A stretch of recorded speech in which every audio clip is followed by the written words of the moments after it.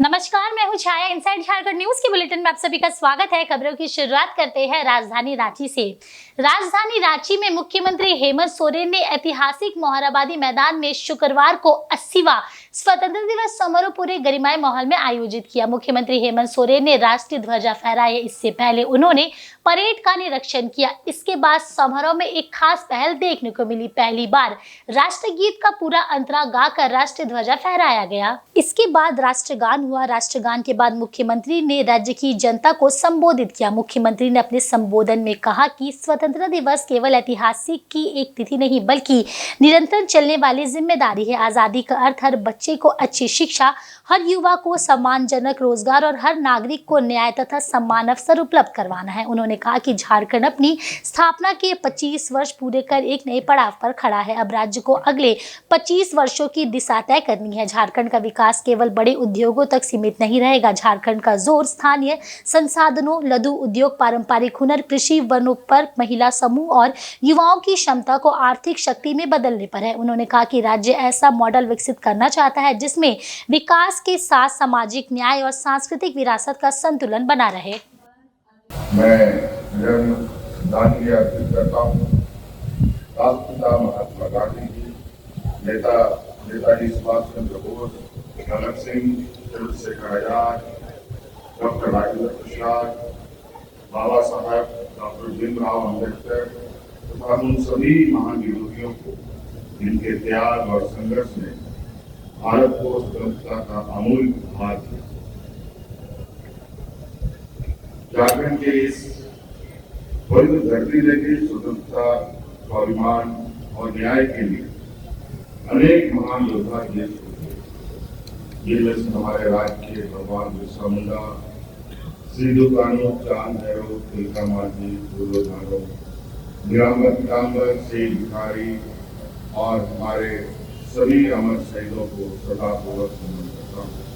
साथ ही मैं विश्वगुरु आदरणीय श्री सोरेन जी को भी। हम अपने आजादी का 80वां वर्षगांठ मना रहे हैं। वहीं जमशेदपुर में भी स्वतंत्रता दिवस बड़ी धूमधाम से मनाया गया। इस मौके पर बिष्टुपुर के गोपाल मैदान में जिला प्रशासन ने ध्वजारोहण किया, जहां उपायुक्त ने झंडे को सलामी देने से पहले परेड का निरीक्षण किया। इस दौरान देशवासियों को स्वतंत्रता दिवस की शुभकामनाएं देते हुए देश और राज्य के विकास को जन जन तक पहुँचाना, वहीं जिला में किए गए विकास कार्यों की जानकारी जनता को भी दी गई और उन्हें संबोधित किया गया। उपायुक्त कार्यालय, SP कार्यालय, SDP कार्यालय स्थित विभाग से तमाम कार्यालय में झंडे को सलामी दी गई।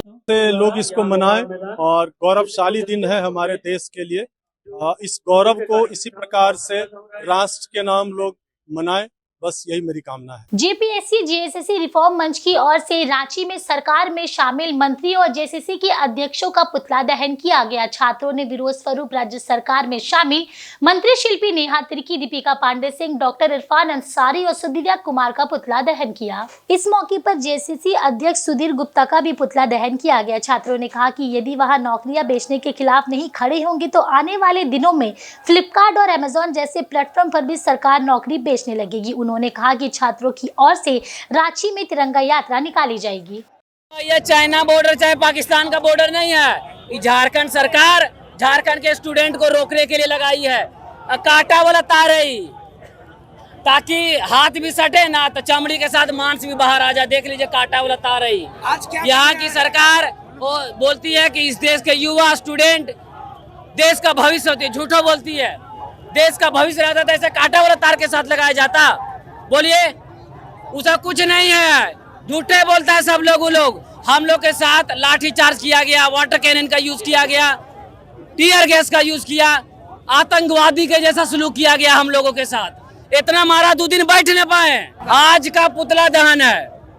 जो ऊपर से नीचे तक जो सब पेपर बेचे हुए हैं सब, अभी तो चुपके बेचता है ना। अभी स्टूडेंट हम लोग खड़ा नहीं हुए ना तो फ्लिपकार्ट और अमेजन में झारखंड का नौकरी बिछेगा। राजधानी रांची में हल्द्वानी में रामलीला मैदान में कांग्रेस अध्यक्ष मल्लिकार्जुन खड़गे की रैली के बाद कथित तौर पर किए गए शुद्धिकरण को लेकर राजनीतिक विवाद लगातार बढ़ता जा रहा है। कांग्रेस ने इसे दलीय अपमान और छुआछूत की मानसिकता से जोड़ते हुए झारखंड में सत्याग्रह किया। रांची में कांग्रेस कार्यकर्ताओं ने स्टेट गेस्ट हाउस में बापू वाटिका तक पैदल मार्च निकाला और सत्याग्रह किया। इस दौरान बड़ी संख्या में कांग्रेस नेता और कार्यकर्ता मौजूद रहे। कांग्रेस कांग्रेस का आरोप है कि हल्द्वानी में मल्लिका खड़गे की सभा के बाद स्थल का गंगा जल से शुद्धिकरण किया गया, जो सामाजिक समरसता, भाईचारा और संविधान की मूल भावना का अपमान है। कांग्रेस के प्रदेश अध्यक्ष केशव महतो कमलेश ने कहा कि बाबा साहेब भीमराव अंबेडकर और महात्मा गांधी ने छुआछूत और भेदभाव के खिलाफ संघर्ष किया। ऐसे में सभा स्थल के कथित शुद्धिकरण की घटना बेहद निंदनीय है। उन्होंने कहा कि इसी के विरोध में पूरे झारखंड में जिला मुख्यालय में पैदल मार्च और सत्याग्रह का आयोजन किया गया। कांग्रेस नेताओं ने कहा कि सामाजिक भेदभाव और छुआछूत की मानसिकता के खिलाफ उनकी लड़ाई जारी रहेगी। कि हिंदू राइट विंग जो संगठन है भाजपा का, वह किस तरह से हल्द्वानी में जो हमारे राष्ट्रीय अध्यक्ष मल्लिकार्जुन खड़गे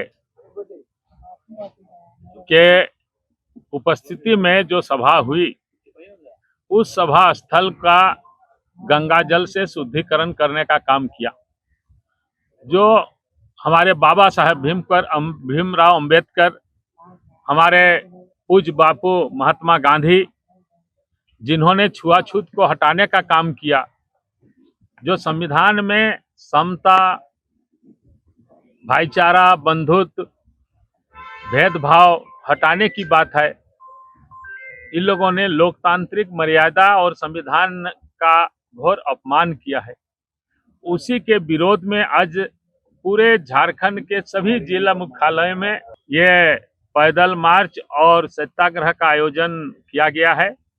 सभी जिलों में इस तरह से कार्यक्रम हो रहे हैं और यहाँ हमारे प्रदेश के नेतागण, जिला कांग्रेस कमेटी, तमाम लोगों ने ये कार्यक्रम आयोजित किया। महात्मा गांधी बापू वाटिका के सामने पहुंचकर इसका हम घोर निंदा करते हैं, भर्त्सना करते हैं।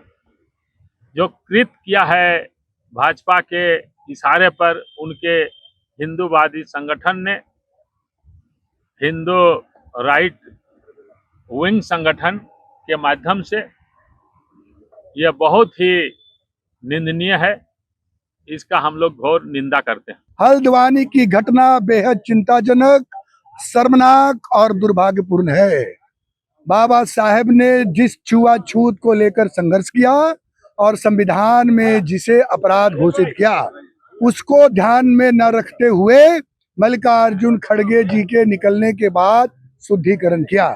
यह अपराध सिर्फ मल्लिकार्जुन खड़गे जी का नहीं है, भारत के संविधान, भारत के लोकतंत्र और भारत की समानता का अपराध है।